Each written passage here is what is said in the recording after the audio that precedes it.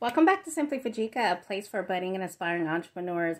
Guys, I want to welcome you here to another week at the channel. If you are new to this channel, I definitely want to thank you for stopping by and choosing to watch one of my videos. For those of you who are returning and you've seen a couple of videos before, please don't hesitate to like the video. Do not forget to subscribe to the channel and hit that bell notification so that you're notified every time I release a new video. So I have a good one for you. I'm having a lot of conversations still about staffing our agencies. And so if you've been following me for a while, you know a couple of weeks ago, I posted a video on just that, staffing your home care agency. So I will make sure that's linked in the video description. Make sure you take a look at that if you need to. Today, I'm focusing the conversation about creating that hiring strategy. So this is where you take a step back and really determine what it is you need for your home care agency. So guys, if that sounds like something you're interested in, and I hope it is, then stay tuned. The first tip that I have for you is for you to understand your needs. Now, remember, I am a huge proponent of building a business plan.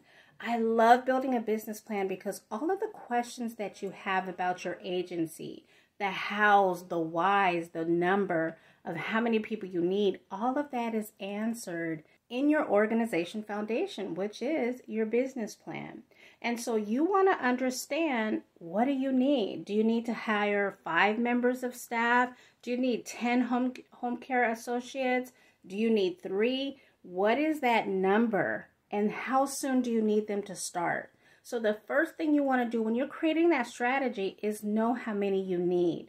I know that I have talked to several of you. I would say the split is about 50-50. Some of you are anticipating starting your agency and you will actually perform the care yourself. And that is awesome. That's amazing. But then there's another half of you who, like, that's the half that I fell in. I was not planning to do the care, so I knew that I needed to hire. Don't be afraid to interview and staff up your agency, understanding that you won't need those home care aides or that home care staff until you actually have clients. But this is where you want to be honest and let that person know, hey, I am a new agency. I am staffing up. So as my clients become available and I start onboarding them, I actually have caretakers for them. So you want to start that process and stop it right before the orientation.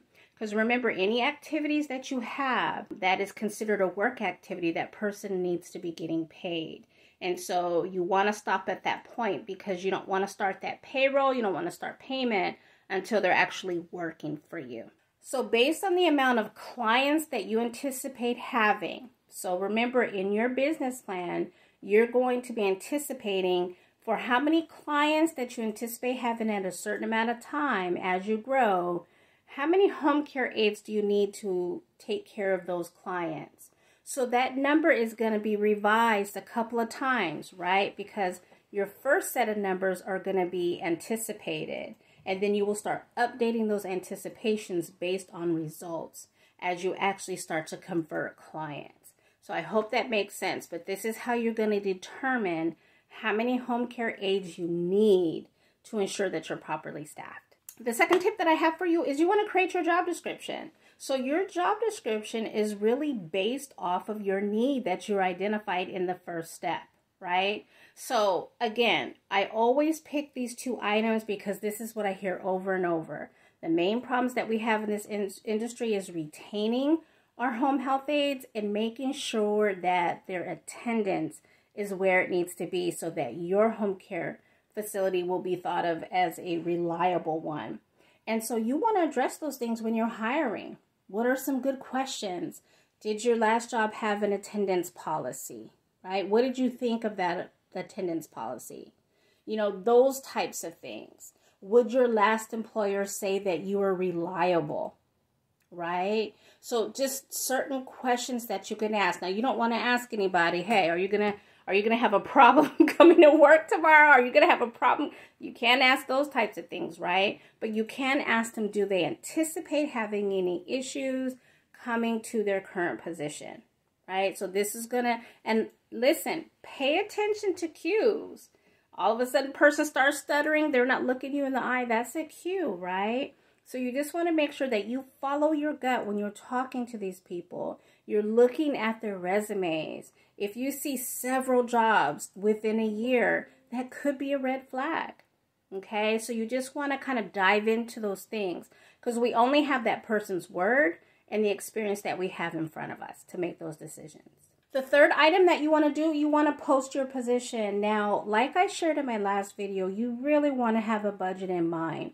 I know that job boards will tell you you can post your job for free, and you'll see a lot of job boards who will say that to you. That's going to make that job board want to push your position out, okay? And as they push, as they get behind your postings, you see a lot of people coming in, right? And based on your budget, like I use myself as an example, whenever I have a posting going out, I start kind of stopping it when I see about 200, 250 people, or that budget reaches that $250 threshold. Why? Well, number one, I want to answer to the people that have already applied.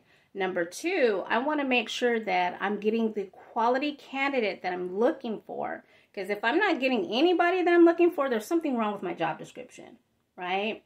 So don't forget to use those filters. If a person needs to have a certain qualification for your position, so let's say you require that they have CPR, put that as a requirement because you only want to receive those candidates to understand if you want to pull them in for an actual interview. We kind of already talked about the fourth tip, but you want to interview for results and make sure you don't ignore red flags. Now, I could think another way to say this is don't hire out of desperation, okay? And I know sometimes we feel backed into a corner. We want to make that hiring decision.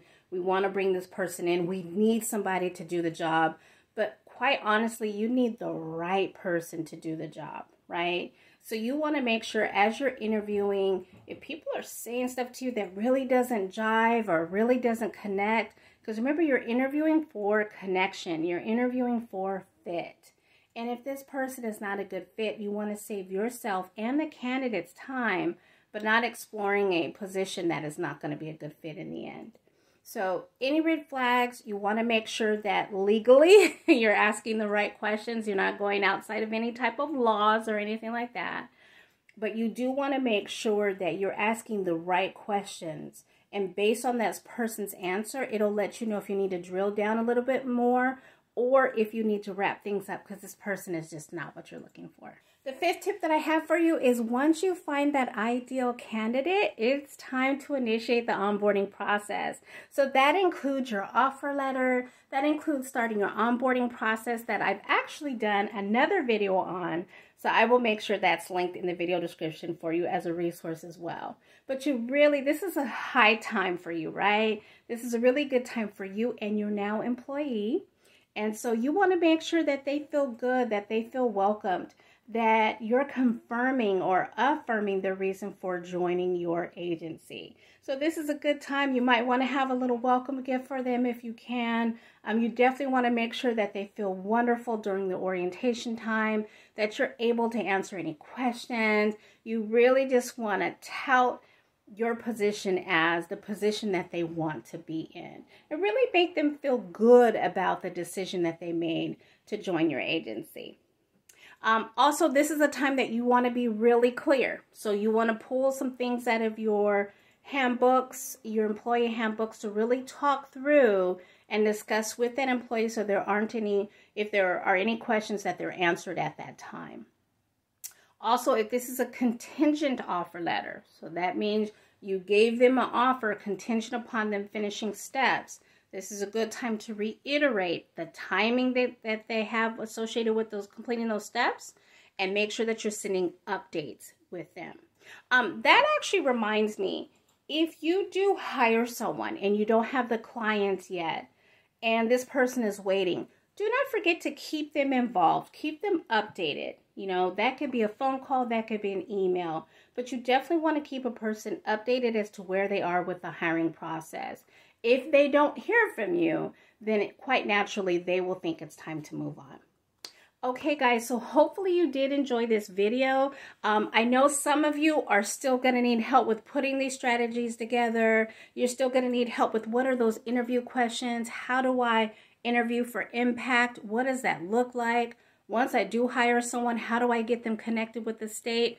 Well, listen, I'm glad you're asking all those questions because I have a webinar for you. So I am actually having my next webinar on Saturday, July 29th. That's the last Saturday of the month, where we are talking about staffing your agency. So I have created this as a one-stop shop for you. You should be able to come here, put together your strategy, and I talk you through the ins and outs. How do you hire successfully for your agency? So the time will be at 10 a.m. Pacific Standard Time. I will have the link in the video description below, and I really hope to see you there. Okay, guys, that's all I have for today's video. If you haven't already, make sure you like the video. Do not forget to subscribe to the channel and hit that bell notification so that you're notified every time I release a new video. Okay, guys, that's all I have for you today. Stay blessed.